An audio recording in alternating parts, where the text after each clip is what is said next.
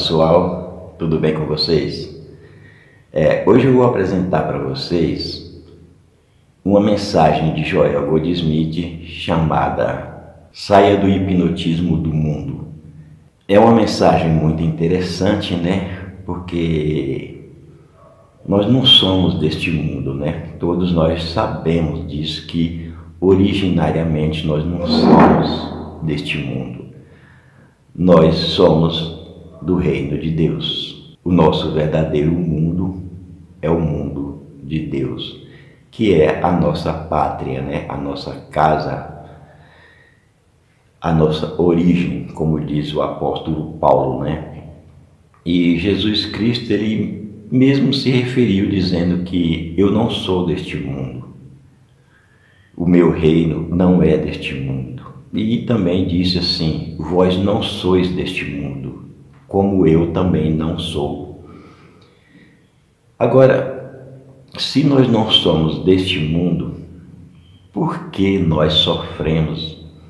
Nós nos deixamos influenciar pelas coisas deste mundo, pelos problemas, e às vezes até nos julgamos mais fracos do que os problemas que este mundo apresenta para nós. Eu fico imaginando, né, como nós, sem o conhecimento da verdade, a gente não consegue, né, se libertar desse mundo, né, das coisas, das ilusões que este mundo apresenta para nós, e nós consideramos todas essas ilusões como existências verdadeiras, sendo que tudo neste mundo, né, como nós já sabemos, é projeção da mente humana. Cada um de nós está criando a sua realidade e cada um de nós está projetando aquilo que está dentro de nós para fora do mundo, para fora, né? E isto exige uma compreensão de que são as opiniões, as atitudes, as ideias que cada pessoa tem a respeito do mundo e delas próprias, né, é que gera tanto conflitos, tantas dificuldades neste mundo, né? E o apego que nós temos por tudo, pelo aquilo que nós temos, pela nossa família. Jesus Cristo disse assim: aquele que não abandonar pai, mãe, irmãos e irmãs, não é digno de mim. Ele não quis dizer que nós devemos ir para um lugar longe da nossa família, dos nossos amigos, das pessoas, né? Para um lugar ermo aí. Ele não quis dizer isso. Ele quis dizer para nós não nos apegarmos às pessoas e às coisas. Porque nada neste mundo é nosso, nada nos pertence. Deus é o dono de tudo. E nós, como os filhos de Deus, somos também herdeiros, somos donos de tudo, mas isso na nossa essência, como seres espirituais, não como seres carnais, seres humanos que nós somos. Nós, como seres humanos, somos até destituídos da graça de Deus, porque, como disse o apóstolo Paulo, todos pecaram e destituídos estão da glória de Deus. Há uma passagem na Bíblia que Jesus fala para os fariseus assim, né, que vocês dizem que vê, por isso o pecado permanece em vocês. Se vocês não vissem, vocês estariam livres. É mais ou menos assim, né, o que Jesus quis dizer para eles. Eles falam que vê, mas só que o que eles vê é este mundo fenomênico, o que eles viam, né, e que o que nós vemos é este mundo fenomênico. Então Jesus fala isso para eles: porque vocês dizem que vê, o pecado continua com vocês. Por quê? Porque nós consideramos as coisas como existências verdadeiras e nos apegamos a essas coisas, esquecendo do nosso verdadeiro mundo, que é o reino de Deus, e não procuramos manifestar. Algumas pessoas não têm nem conhecimento, né, da sua origem. Elas acham que nasceram por acaso, né, vivem por acaso, vão morrer e acabou, não existe mais nada a partir da morte. E pronto. É tipo uma fruta, né? O que nasce, apodrece, pronto, morreu. Não existe mais nada. Mas não é assim. As coisas não é assim. Se nós tivéssemos conhecimento da verdade, nós procuraria, né, o máximo, né, procurar praticar as verdades de Deus e o desapego das coisas deste mundo. E sempre lembrar, né, dessa passagem de Jesus, eu não sou deste mundo, o meu reino não é deste mundo.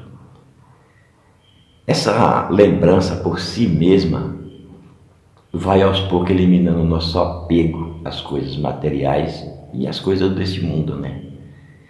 É só nós nos lembrarmos dessa passagem, compreender que nosso mundo não é este mundo aqui.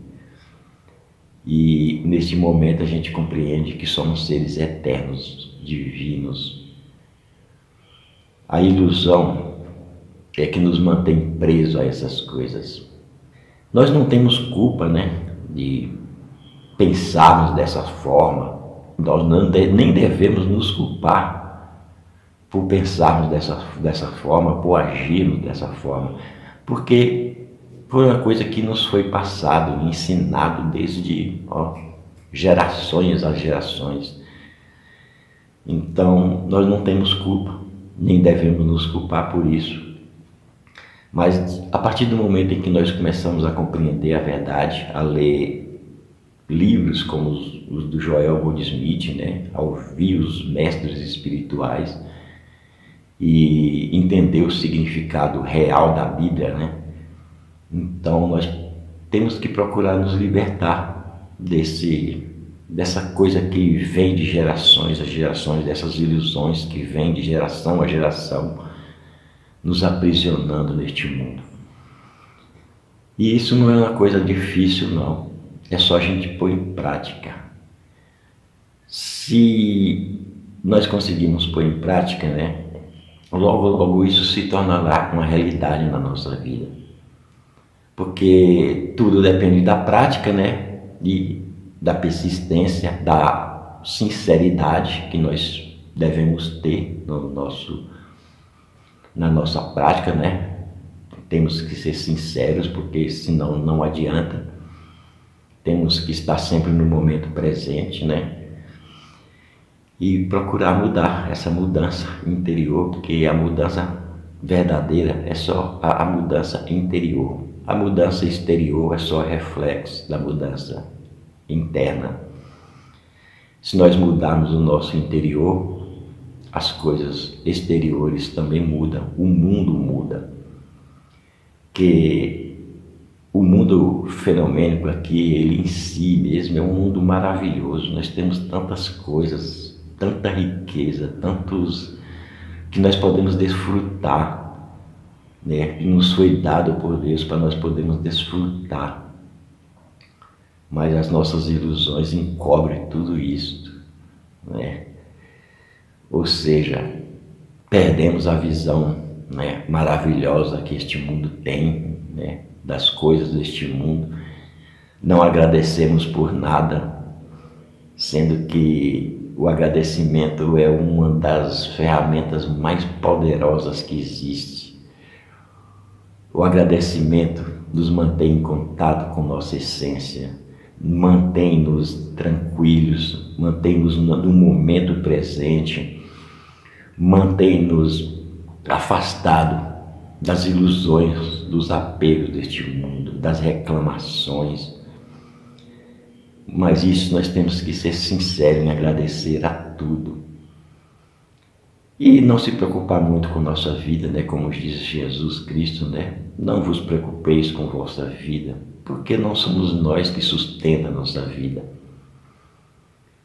É a força maior chamada Deus, que é o doador, a origem da nossa vida, é Ele que sustenta a nossa vida. E é Ele que determina a hora de nós partirmos deste mundo e o quanto nós vamos durar aqui neste mundo, né? Quantos anos nós vamos ficar aqui? É essa vida que determina tudo isso, não somos nós.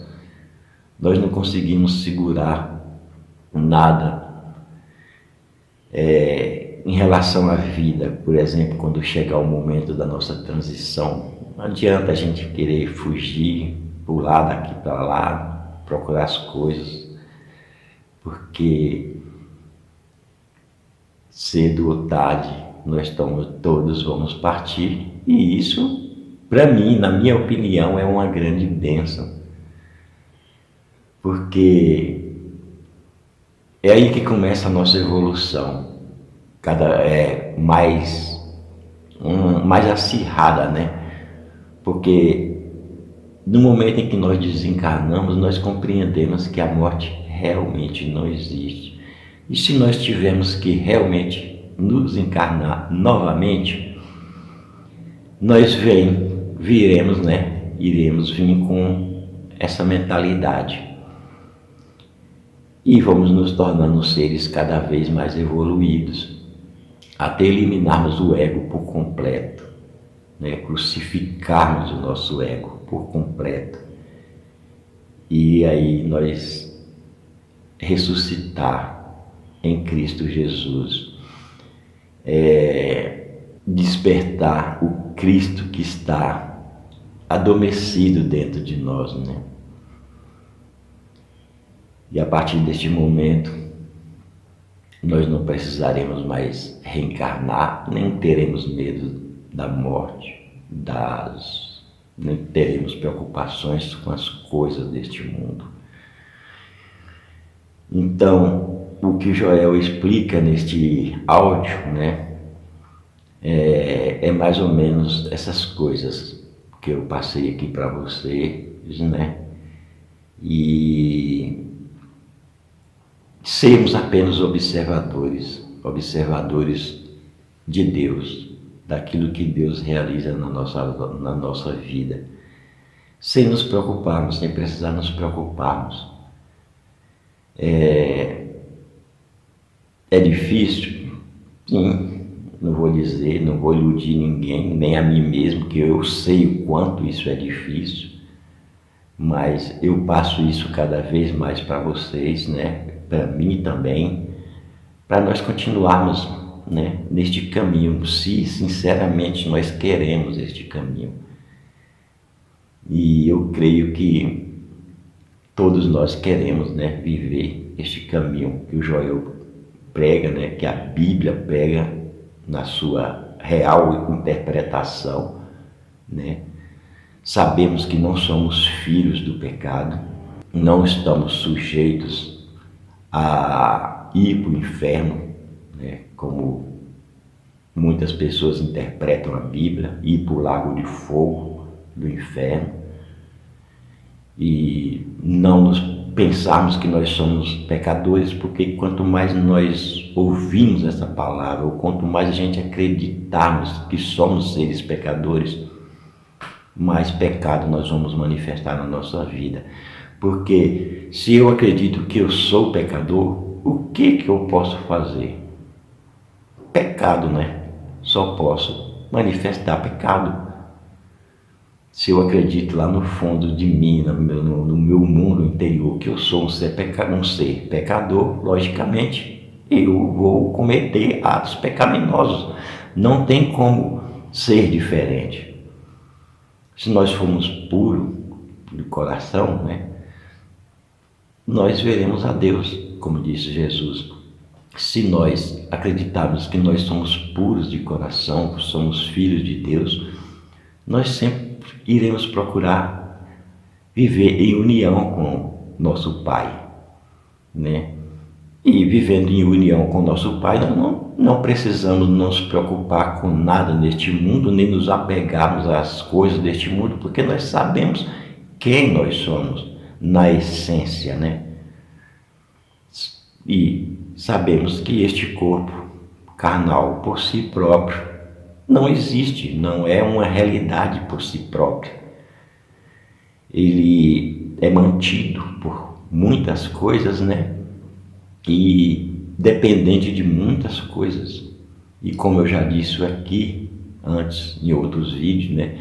Tudo aquilo que depende de outras coisas para viver ou para sobreviver, não vive por si próprio, vive em decorrência daquelas outras coisas que sustentam ela. Nosso corpo precisa de várias coisas para poder existir. Sem essas coisas, ele desaparece, não existe, né? Como o ar, a alimentação, né? O cuidado com ele, né? A água, exercícios, muitas coisas. Sem essas coisas, nosso corpo não é nada, volta ao que ele é, pó, né? Então é isso aí, pessoal. Eu desejo a vocês um bom áudio, né? E é um áudio pequeno porque é uma mensagem de Joel Goldsmith. É uma mensagem pequena, mas vale a pena ouvir, porque quanto mais ouvirmos, mais vamos nos incentivando a praticar a espiritualidade, né? Então é isso aí. Eu desejo a vocês uma ótima semana, um bom áudio, uma semana cheia de paz, de alegria. Agradeço a todos vocês e até o próximo vídeo. Muito obrigado a todos. A Prins Meditações apresenta uma mensagem de luz do grande espiritualista Joel Goldsmith. Parte 1. Não lute com a ilusão. Reconheça todos os poderes negativos como sem poder. Somente Deus é poder. Volte para dentro de si. Qualquer forma de discórdia nunca é pessoal, mas uma forma de imperícia universal. Se uma pessoa dissesse, você está doente, você está morto, você está morrendo, essa é uma negligência universal sendo expressa por meio da pessoa. Não temos que nos proteger de tal pessoa, temos que nos proteger da crença de que existe uma identidade separada de Deus, uma atividade, poder ou presença separada de Deus. Nós nos protegemos da crença universal, mas não da pessoa que a está expressando, porque não há poder na pessoa. Nunca devemos temer a negligência de um indivíduo ou a negligência coletiva. A consciência se realiza, portanto, nunca precisamos tentar manipular nada na imagem humana. Somos observadores observando a atividade de Deus expressa como nossa vida, nosso suprimento, nossa saúde, nossos relacionamentos, nossa paz e nossa realização. Não somos praticantes, somos observadores, somente observadores. Ao sermos observadores, nos voltamos para dentro para observar Deus sendo. Nunca precisamos fugir de nada. Nunca precisamos tentar mudar nada na imagem. Enfrentamos cada experiência, cada imagem, e deixamos o fluxo da consciência de Deus assumir o controle, dissolvendo assim a ilusão hipnótica da imagem humana e revelando a realidade. Devemos nos treinar para andar pela rua percebendo. Não é uma humanidade ruim, não é uma humanidade boa. Devemos ter piscas em nossos olhos, para que não vejamos o que está à esquerda ou à direita, mas vejamos bem no meio. Reconhecemos a cristandade em nosso meio, a cristandade do ser individual, o ser humano, animal, vegetal, mineral. A menos que você possa se manter separado do mundo, você mesmo, fará parte desse hipnotismo mundial. Você não pode se permitir o hipnotismo mundial, e ao mesmo tempo, alegar que ele não existe. Chegará o dia em que você decidirá viver sua vida separada e à parte das pessoas, exceto que irá entre elas para revelar essa verdade, mas não para viver em suas vidas. Quando você começa a viver a vida de sua família, seus amigos e as pessoas deste mundo, você está aceitando o hipnotismo deles em seu valor facial. Você tem que viver este modo de vida infinito no mundo. A única maneira de vivê-lo é estar nele a ponto de revelar a verdade, mas não a ponto de tentar viver a vida de outras pessoas por elas, porque as vidas que estão sendo conduzidas aqui são uma experiência hipnótica, uma irreal experiência, baseada em toda a crença do bem e do mal. Embora haja alguns que acreditem que deve haver um fim ao filantropo, porque realmente não há ninguém a ser ajudado, e portanto, a filantropia é meramente se entregar a outra forma de hipnotismo mundial. Não defendo isso no momento. Eu defendo levar em consideração que existem graus de consciência, e se alguém pedir pão, não lhe dê uma pedra. Se você puder ajudar, faça-o sem aceitar seu estado como real, sabendo que você o está ajudando apenas no nível de consciência. A partir do momento em que essa experiência de transição começa, a alegria, que é parte integrante do nosso ser, borbulha de dentro, sem nenhuma causa externa. É ao sentar-se em meditação humilde e completamente consciente da própria incapacidade, mesmo de saber orar, que o Espírito de Deus pode funcionar e realizar seus milagres na Terra. O verdadeiro ensino espiritual começa quando a atitude do aluno é: não tenho mais perguntas. Tudo o que quero agora são respostas, e quero-as de Deus. Quero que elas venham por inspiração ou do meu professor ou diretamente do Espírito de Deus dentro de mim. A consciência iluminada não tem necessidade de proteção ou segurança, e não precisa se preocupar com o futuro. Como observadores, nós não nos perguntamos o que vai acontecer, vemos o que Deus está fazendo. À medida que nos tornamos observadores e observamos cada hora se desdobrar para ver o que Deus faz com ela, superamos a crença egotista de que este é o nosso mundo e que somos responsáveis por ele. Isso é ser uma testemunha. Uma testemunha não é um participante ativo, uma testemunha é aquela que dá testemunho, que vê e vê. Isso é o que somos, testemunhas de Deus. A princípio, esse princípio é difícil de praticar. Por isso é tão necessário que cada um de nós desenvolva o lado do perdão de sua consciência, para que todos que vierem até nós sintam uma completa ausência de julgamento, crítica ou condenação. Não há julgamento sobre você, não há memória do passado, há apenas a compreensão deste momento. Nós relaxamos nossos medos sobre amanhã, mês que vem ou ano que vem com a certeza. O que mais posso ter do que a presença divina do próprio Deus dentro de mim, a fonte de tudo, o Criador de tudo, o mantenedor e sustentador de tudo? E tudo isso está andando em mim. Quando nos tornamos observadores da vida, não olhamos para a vida e nos perguntamos o que vai acontecer. Vejam o que Deus está fazendo. Nessa forma objetiva e desapegada, passamos o dia com a expectativa de algo que está ao virar da esquina, a sensação de que tudo o que Deus faz acontecer nesta hora, na próxima, e na hora seguinte é produto de Deus, e o efeito da atividade de Deus. Quando tivermos crescido suficientemente além e acima de nosso pequeno eu, podemos olhar para fora e não ter inveja do sucesso de outra pessoa, mas nos alegrar que outra alma se abriu para a visão de sua verdadeira identidade e entrar em seu patrimônio. À medida que caminhamos pela terra, percebendo que o reino de Deus está dentro, estamos liberando esse poder e deixando fluir de nós para o mundo. Mas se tentarmos usar o poder de Deus ou empurrá-lo para o mundo, perderemos. É quando percebemos serena, pacífica e confiantemente que todo o poder de Deus está dentro de nós que o temos. Escolhei hoje a quem deveis servir, a crença de que existe força e poder materiais, ou a verdade de que o Espírito dentro de nós é o único poder. Primeiro deve vir a clara compreensão de que não podemos continuar sendo apenas seres humanos, e tentar adicionar a graça de Deus à nossa humanidade.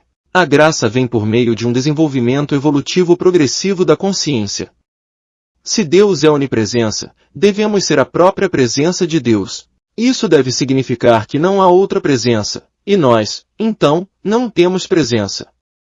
Se somos a presença de Deus, devemos agir como ela. Nunca viveremos pela graça até que façamos esse reconhecimento. Se nos preenchermos com a convicção da onipresença de Deus, a própria atmosfera ao nosso redor está carregada de poder espiritual, e aqueles que entram nesse lugar sentem sua influência curadora. Requer ousadia e ousar libertar Deus, reconhecer que não conhecemos a Deus e que não sabemos orar, provar que podemos viver como filhos de Deus, como o próprio templo de Deus, glorificando, orar sem cessar e alegrar-se o dia todo porque a graça de Deus está operando em nós e através de nós, sem falarmos a Deus ou rogarmos a Ele, sem pedirmos ou desejarmos nada de Deus, porque Ele já nos deu todo o bem, e só temos que ficar parados para perceber. Devemos aprender a viver com este eu no meio de nós, aprender a olhar para Ele em busca de inspiração. Se precisamos de uma ideia para um livro ou para uma pintura, para os negócios ou para o direito, seja o que for, o eu engloba. E este eu está dentro de nós. Então, se for necessário encontrar um livro, um professor, uma editora, seja o que for, quando nos voltarmos para dentro, o eu aparecerá externamente como a forma necessária ao nosso desenvolvimento a qualquer momento. Quando despertarmos de contemplar este sonho mortal como se fosse realidade, veremos uns aos outros como somos, e então amaremos nosso próximo como a nós mesmos, porque descobriremos que nosso próximo é nosso eu. Com um tal discernimento espiritual, Este mundo exterior se torna apenas um símbolo, uma casca, quase uma afirmação tipo, deixe que seja assim agora. Não estou sentado em uma cadeira, estou lá onde eu disse para você estar. 15 centímetros acima e atrás da cabeça. Nunca permita que seu pensamento se estenda para fora de você como se fosse governar, controlar ou influenciar. Sua vida é vivida dentro dos limites infinitos de sua própria consciência, e seu modo de vida é conhecer a verdade. O poder está na causa, não no efeito. Assuma a responsabilidade de manter o tempo todo essa consciência consciente do governo de Deus. Não é maravilhoso? Posso libertar você ao perceber que o reino da graça está operando dentro de você. Portanto, eu os conheci como seres humanos e estudantes, mas daqui em diante, nunca devo conhecê-los dessa forma novamente, mas apenas como o Cristo.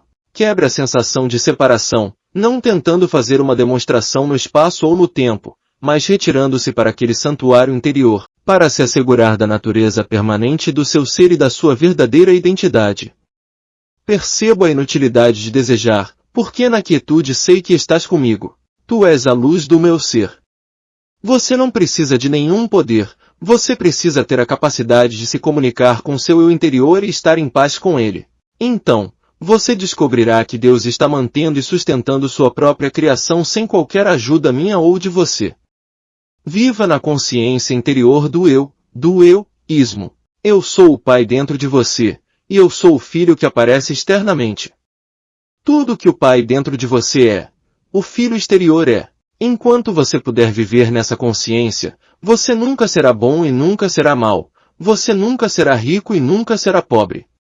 Você nunca será um santo e nunca será um pecador. Você sempre será eu, e sempre estará mostrando o eu, que é Deus, aparecendo como o Filho. Você não reivindicará qualidades para si mesmo. Você é eu. Quando você puder enfrentar este mundo olhando para todos, vendo a santidade de sua alma, sem julgamento quanto ao seu mal ou bem humano, você entrou no ministério de Cristo, e você trata dos negócios de seu Pai, e não antes disso. Você começa a viver sob graça de Deus, e pela graça de Deus, mas não antes de perder todo o senso de ser bom ou mal, rico ou pobre, abundante ou carente, santo ou pecador, e percebe que a vida que você vive é vivida pela graça de Deus. Então você descobrirá que perdeu os pares de opostos e se verá apenas vivendo. Você nem viverá, Deus estará vivendo a si mesmo, e você sempre estará vivendo com um ouvido atento, um observador, vendo a vida de Deus se desdobrar dentro de você. Libere a crença de que há qualquer coisa que você pode fazer sobre qualquer coisa. Relaxe, fique quieto. Fique quieto e deixe Deus ser Deus. O conhecimento da verdade sempre tem uma função em sua experiência, pois tal conhecimento o ajuda a voltar a uma atitude de expectativa. Esse é o único propósito que o conhecimento da verdade está servindo neste estágio de seu desenvolvimento, porque agora você deve estar se elevando acima da letra da verdade no espírito, naquela área onde você vive sem palavras e sem pensamentos, acima da lei. Viva na palavra eu. Mas tome cuidado, tome cuidado. Sempre se perde ao ser revelado ao despreparado, sempre, sempre. Isso fez com que algumas pessoas acreditassem que tinham poder humano ou eram poderosos. Eu sou Deus, e começaram a tentar ser Deus, e se destruíram. Ninguém se torna um poder sobre ninguém, ele se torna uma transparência para o poder do Espírito, o poder do amor, o poder da vida, o poder da liberdade, não um poder sobre a vida pessoal de ninguém. Você olha para todo este mundo com compaixão, eu sei o que está acontecendo agora. Você pensou que era um homem, você pensava que estava vivendo sua própria experiência. Não. Você não vive sua própria vida, mas a vida do ser infinito que o criou. Se ao menos você conhecesse eu, você não teria relaxado, e sem pensar, a sua própria teria vindo até você. Não compreender isto é semear para a carne. Semear para a carne significa colocar sua fé no mundo visível, em máquinas, em notas de dólares, títulos ou governos, num homem cujo fôlego está em suas narinas, enquanto semear para o espírito sempre significou reconhecer o espiritual como sendo a base da harmonia do visível. É reconhecer o poder espiritual em todos os seus caminhos, reconhecer que a lei espiritual o governa de manhã à noite, e de noite à manhã, Reconhecer o espírito como a substância, a lei, a atividade e a realidade do ser. Então você estará orando sem cessar e estará conhecendo a verdade que o torna livre. Mais cedo ou mais tarde, alguém lhe dirá que você precisa ter bom senso, e você tem, quando está saindo de um estado material de consciência. Se, no entanto, em um estado de consciência iluminada você ceder a essa sugestão, você perderá sua demonstração. Não ceda à tentação de usar o bom senso. Para viver misticamente, você não só deve viver como eu, mas você não pode ensinar ou curar, a menos que reconheça que você e eu esteja sentado de um lado ou do outro da mesa. No ensino, nunca estou falando para um grupo de pessoas. Estou falando comigo mesmo e me lembrando da verdade que conheço. Não estou me dirigindo a você, estou me dirigindo a mim mesmo. E porque meu ser é você, estou ouvindo meu ser. Se você se pensa como professor e outra pessoa como aluno, não será compreendido porque estará estabelecendo algo, o aluno e você. O professor só pode transmitir a mensagem quando reconhece que Deus sou eu, e que só existe um eu. Tudo o que estou transmitindo estou recebendo. Posso estar transmitindo como Joel e recebendo como Bill, mas tudo está acontecendo dentro do eu que eu sou. Quando você está vivendo da incorpórea, você alcançou a consciência mística da qual todas as formas aparecem. Você pode então nutrir uma sensação corpórea dessa forma, mas pelo menos terá a satisfação de saber que ela não é corpórea. Você saberá que não pode obter algo do nada. A comunhão com Deus vem em momentos de iluminação, mas na maior parte da minha vida descobri que é como se ainda houvesse um Joel e ele estivesse muito vazio. Ele não tem mal e não tem bem. Ele vive sempre com aqueles ouvidos abertos em expectativa, e então tudo que vem é a presença de Deus e a graça de Deus, e o resto, o que o mundo chama de personalidade humana, permanece. Você quase poderia dizer, uma paz. É realmente um nada porque não tem desejo, não quer estar em nenhum lugar em particular, não quer fazer nada, exceto o que está fazendo e o que está sendo feito por meio dela. Não tem esperanças, não tem ambições e não busca realizar nada. Vou deixar de ser eu.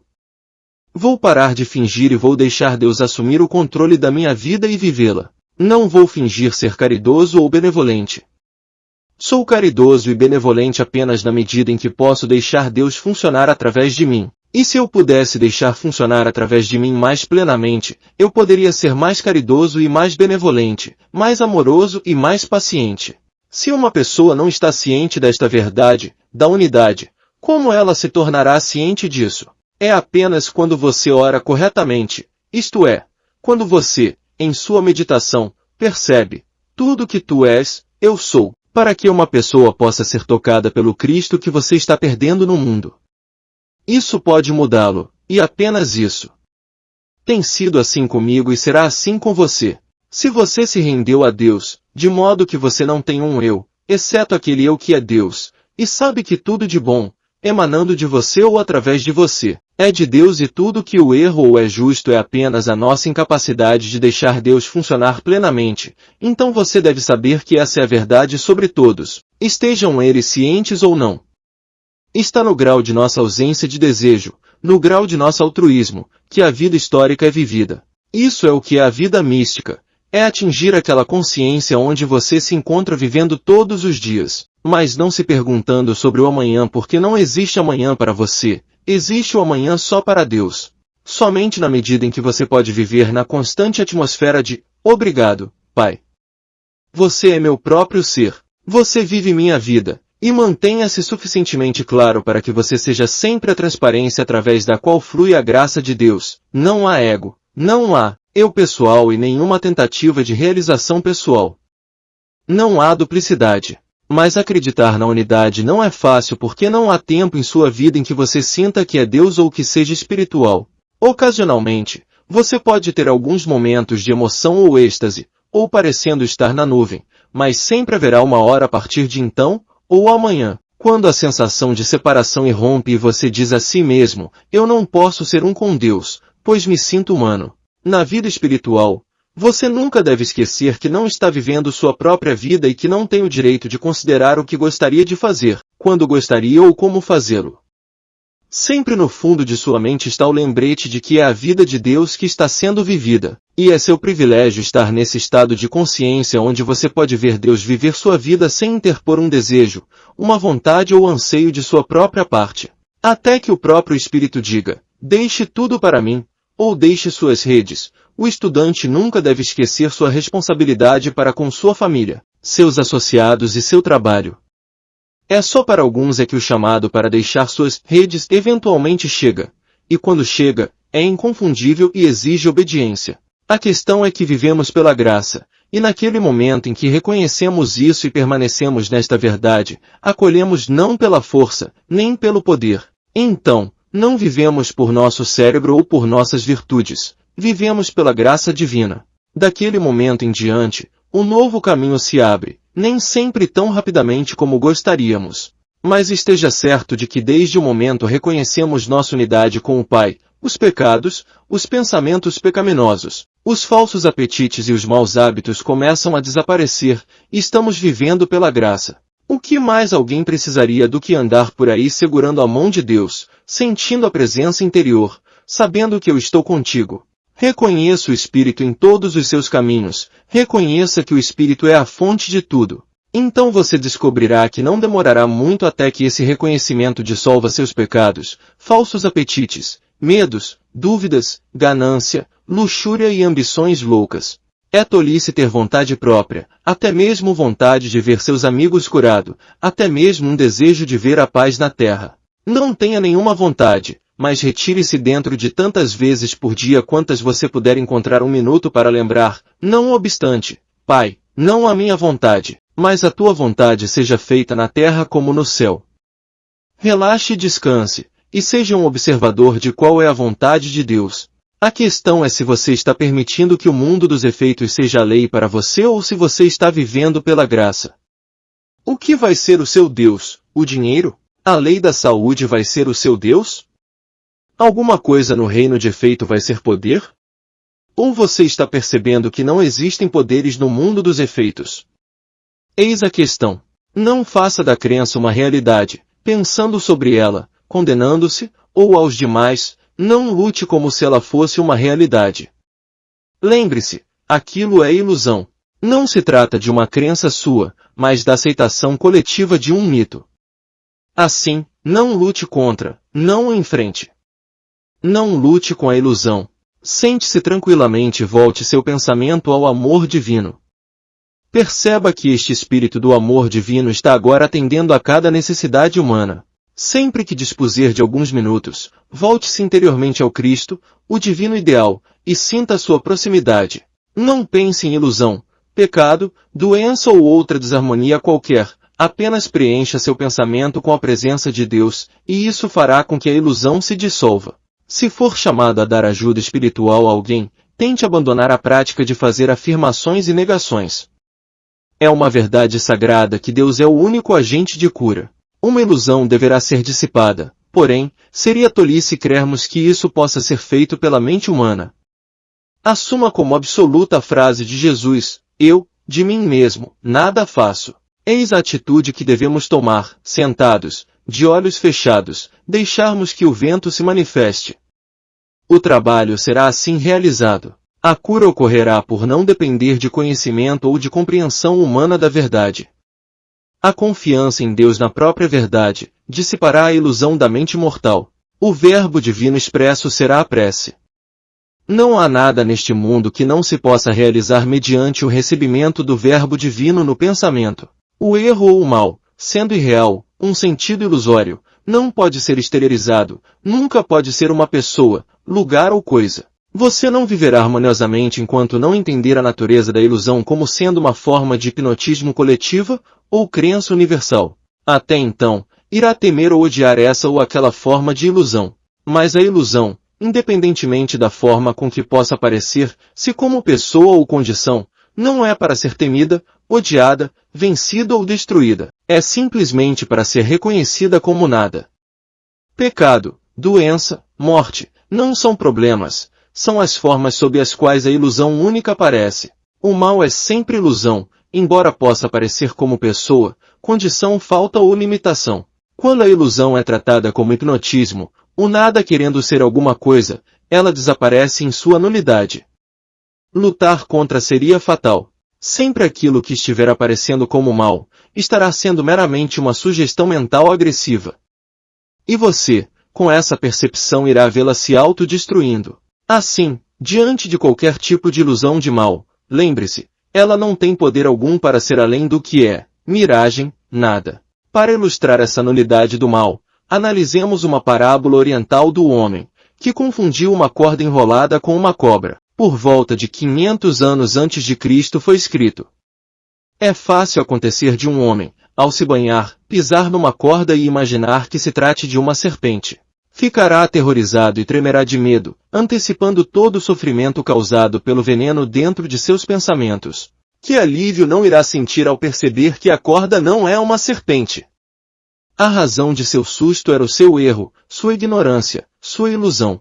Se a natureza verdadeira da corda for reconhecida, ele recuperará sua tranquilidade mental, ficará alegre e feliz. Este é o estado mental daquele que reconhece que não existe nenhum ego pessoal, e que a causa de todos os seus problemas e cuidados é uma miragem, uma sombra, um sonho. Ao senso material, pecado e doença aparecem como entidades reais, tendo substância, lei, causa e efeito. Ao senso material, o pecado e a doença parecem sólidos e pessoais. Mas, para a consciência espiritual, ambos são irrealidades e falsidades, existindo apenas como o produto da crença universal numa identidade apartada de Deus. Na metafísica, as curas do pecado e doença surgem à medida da conscientização da infinitude, da totalidade absoluta da eterna vida e suas manifestações, e da irreal natureza de qualquer forma da ilusão. Veja, qualquer coisa que se opõe a Deus não pode ser verdade. Deus é infinito e Deus não tem nada, ninguém para a guerra. Deus é infinito. Deus é tudo. Não há poder se opondo a Deus. Trate este demônio, ou mente mortal, como algo que você não precisa ter um conhecimento profundo sobre para superar, como algo que você não precisa ir a Deus pela ajuda de Deus para vencer. Então você pode seguir isto exatamente como os hebreus fizeram em uma ocasião, e eles descansaram nesta palavra. Portanto, tendo visto nada do diabo ou Satanás, tendo visto nada da mente carnal ou mortal, por favor, não nos deixe inventar algum outro termo e depois dizer, ó, ajude-me a me livrar da minha ilusão. Não faça isso. Não coloque outro poder contra Deus e depois queira que Deus faça algo a respeito, ou você apenas estará voltando para a teologia ou a metafísica antiquada. Parte 2. Consciência do único poder. Quando nos pedem ajuda, nossa primeira reação é o desejo de mudar a aparência do mal em aparência do bem. Entretanto, se quisermos viver espiritualmente, precisamos nos compenetrar de que o objetivo do ministério espiritual não é mudar doença em saúde. A saúde é temporária, e a que temos hoje poderá converter-se em doença amanhã, na próxima semana ou no próximo ano. A finalidade do ministério espiritual não é condenar publicamente o mal e tentar fazer o bem. Seu objetivo é, antes de nada, ensinar-nos a desprezar as aparências boas ou más e manter-nos atentos ao caminho do meio, compenetrados de que precisamente onde parece encontrar-se o bem ou o mal, o que existe é a realidade do espírito. A má aparência de hoje poderá converter-se em boa aparência amanhã, e como bem sabemos, toda boa aparência pode logo tornar-se má. Um dia de paz na Terra pode ser apenas a pausa momentânea que precede outra guerra. A saúde perfeita de hoje não passa de uma condição temporária ou os micróbios ou o envelhecimento poderão mudar. Vistos humanamente, estamos como que num carrossel, sempre a rodar, rodar, rodar. Estamos sempre a oscilar como um pêndulo, entre a doença e a saúde, entre a pobreza e a riqueza, entre a guerra e a paz, para trás e para frente, sem chegarmos a parte alguma. Mas no meu reino não há pares de opostos. Meu reino é um reino espiritual, onde nada é tocado por influências contraditórias. Meu reino é dirigido e protegido pelo divino princípio, ou Deus, que a tudo mantém e sustenta. No meu reino não há trevas. Esta declaração parece dar a entender que as trevas sejam alguma coisa má. No entanto, quando alcançamos o terceiro grau, teremos chegado à estatura espiritual do salmista, que disse, as trevas e a luz são a mesma coisa para ti. Trevas e luz são uma coisa só. Aos olhos de Deus não há diferença entre elas. No reino espiritual não há luz nem trevas, há somente espírito, uma luz que não tem semelhança alguma com o que conhecemos como luz. Luz, em sentido espiritual, é consciência iluminada, não por uma luz, mas pela sabedoria. A expressão eu era cego, e agora vejo não se refere a cegueira ou falta de visão física. É um modo figurado de declarar que estávamos na ignorância, mas agora alcançamos a sabedoria. Frequentemente se representa a ignorância por trevas e a sabedoria por luz, mas, na realidade, não há trevas nem luz para aqueles que vivem acima dos opostos. Requerem-se meses, e às vezes anos de experiência espiritual para se compreender que no meu reino trevas e luz são a mesma coisa, e que neste reino não procuramos mudar as trevas em luz, ou livrar-nos das trevas para obtermos a luz. Trevas e luz são uma coisa só. Alcançar essa concepção representa grande salto para qualquer pesquisador, mas para o ignorante da sabedoria espiritual e não treinado em metafísica e misticismo, é salto ainda maior, um salto quase impossível, conceber ou aceitar a ideia que doença e saúde são a mesma coisa. Na realidade, não passam dos extremos opostos da mesma vara.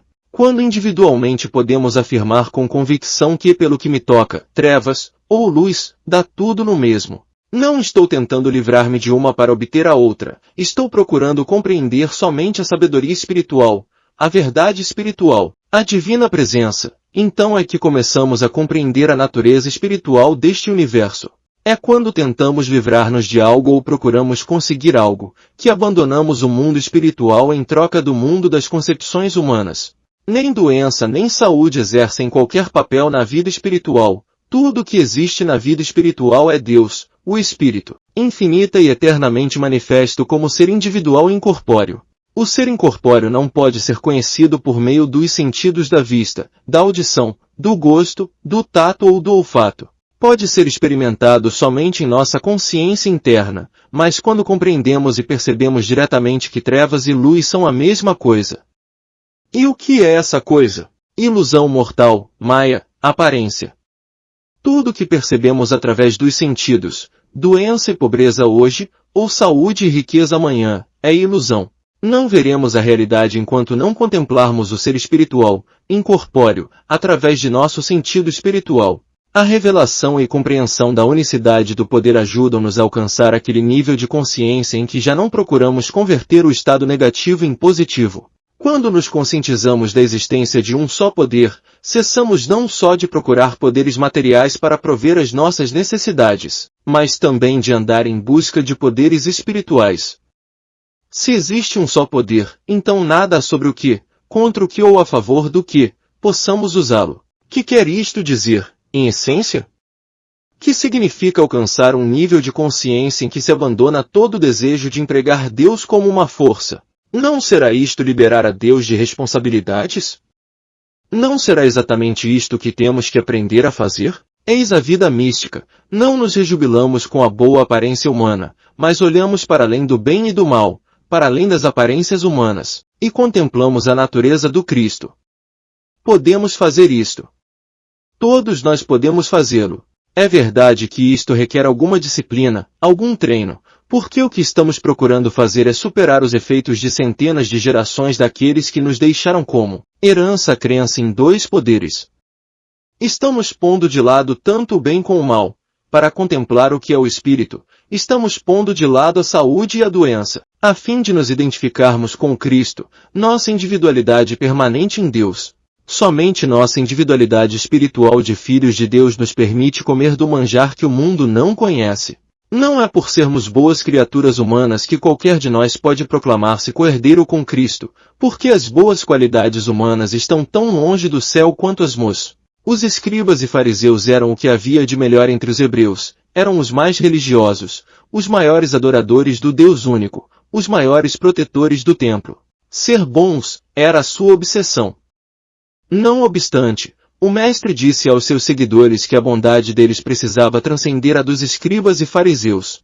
Isso, humanamente, teria sido quase impossível, porque estes, praticamente, já haviam atingido a perfeição. Verdadeira bondade depende de nossa capacidade de compreender que o reino de Deus nos pertence em virtude de nossa identidade espiritual, e não de nossa bondade humana. Isso implica em sermos bastante corajosos para lançar fora os pensamentos relacionados com todas as nossas maldades do passado e do presente, e ao mesmo tempo, todos os pensamentos referentes à nossa bondade, e não em condenarmos o mal que tenhamos feito e tomarmos a nosso crédito o bem que tenhamos praticado, e afirmarmos somente a nossa identidade espiritual em Deus. Nesta ligação com Deus, descobriremos que somos um com Ele, que somos co-herdeiros com Cristo de todas as riquezas celestes. Mas enquanto pensarmos que os nossos maus caminhos estejam nos mantendo afastados dessas riquezas, ou que o bem que pratiquemos esteja nos aproximando delas, estaremos em caminho errado. Tão longe da luz está o que crê que algum pecado, alguma desgraça temporária ou algum erro por ação ou omissão o separa de Deus, quanto aquele que acredita que sua bondade humana lhe esteja granjeando a graça de Deus. Ninguém alcança a graça de Deus apenas por sua bondade humana. A graça de Deus se alcança pela realização da identidade espiritual. Em reconhecendo nossa identidade espiritual, seremos espiritualmente bons sob todos os aspectos. Não há meio de se saber como essa bondade corresponde à bondade humana, mas a integridade espiritual vem somente através de nossa conexão com Deus, não como consequência de nossas boas qualidades ou de nossos sacrifícios ou esforços pessoais. Nossas experiências humanas do passado e do presente, tanto boas como más, constituem o sonho mortal, mas, em nossa alma, somos o ser item de item Deus, isto é, somos criaturas divinas. Em nossa luz interna, somos filhos de Deus. Nas profundezas de nosso ser interno, somos um com Deus, e temos um manjar que, embora possamos não ter conquistado ou merecido, recebemos por herança divina. Fim da mensagem. Não lute com a ilusão. Volte para dentro de si. Do grande espiritualista Joel S. Goldsmith.